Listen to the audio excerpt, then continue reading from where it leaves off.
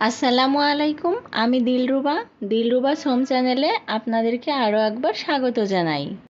দেশ এবং দেশের বাহিরে, কাছে এবং দূরে, যে যেখান থেকে আমার আজকের এই ভিডিওটি দেখছেন, আশা করি আল্লাহ তাআলার অশেষ রহমতে সবাই অনেক ভালো আছেন। আমরাও আলহামদুলিল্লাহ ভালো আছি। আজ আমি আপনাদের সঙ্গে ভিন্নধর্মী একটি মাছের রেসিপি শেয়ার করতে চলেছি। আশা করি বরাবরের মতো আমার আজকের রেসিপিটিও আপনাদের কাছে অনেক বেশি ভালো লাগবে। ভিডিওটি শুরু থেকে শেষ পর্যন্ত দেখার অনুরোধ জানিয়ে শুরু করছি আমার আজকের আয়োজন। চুলাতে একটি কড়াই বসিয়েছি। কড়াইটি গরম হয়ে গেলে এর মধ্যে দিয়ে দিচ্ছি 1/3 কাপ পরিমাণ সয়াবিন তেল। তেলটা খুব ভালোভাবে গরম করে নিতে হবে।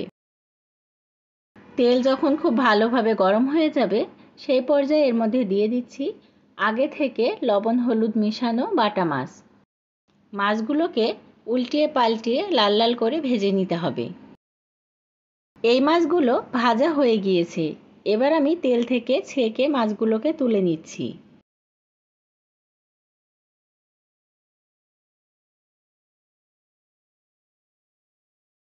বাকি মাছগুলো আমি একইভাবে ভেজে নিব।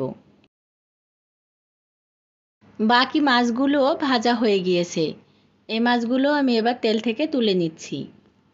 এবার মাছ ভাজা তেলের মধ্যে 1/2 কাপ পরিমাণ পেঁয়াজ কুচি দিয়ে দিলাম।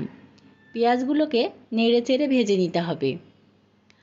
হালকা বাদামি রং ধারণ করলে পেঁয়াজের মধ্যে দিয়ে দিচ্ছি 1 চা চামচ পরিমাণ রসুন বাটা। রসুন বাটাটাকেও কাঁচা গন্ধ চলে যাওয়া পর্যন্ত নেড়েচেড়ে ভেজে নিচ্ছি।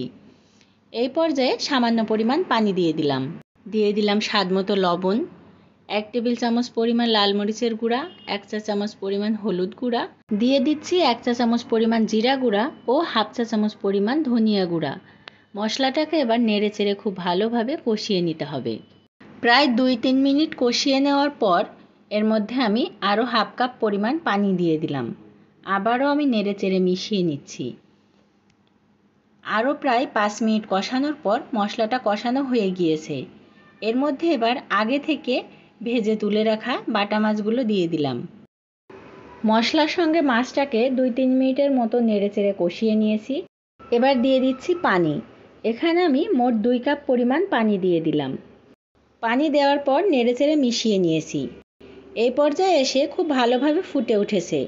এবার এর মধ্যে দিয়ে দিচ্ছি আমি কাঁচা আমের পেস্ট। এখানে প্রায় 4 টেবিল চামচ পরিমাণ আমের পেস্ট দিয়ে দিলাম। আমের পেস্ট দেওয়ার পর আবারও মাছের সঙ্গে খুব ভালোভাবে নেড়েচেড়ে মিশিয়ে নিচ্ছি। ওপর থেকে 3-4টা কাঁচামরিচের ফালি ছড়িয়ে দিলাম।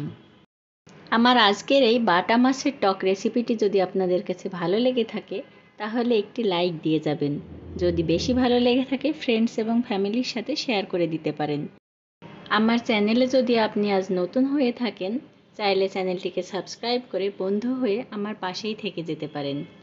এই কাজটি যারা অলরেডি করে ফেলেছেন তাদেরকে জানাই অসংখ্য ধন্যবাদ। 1 চা চামচ ভাজা জিরার গুঁড়া ছড়িয়ে দিয়ে চুলা থেকে নামিয়ে নিতে হবে।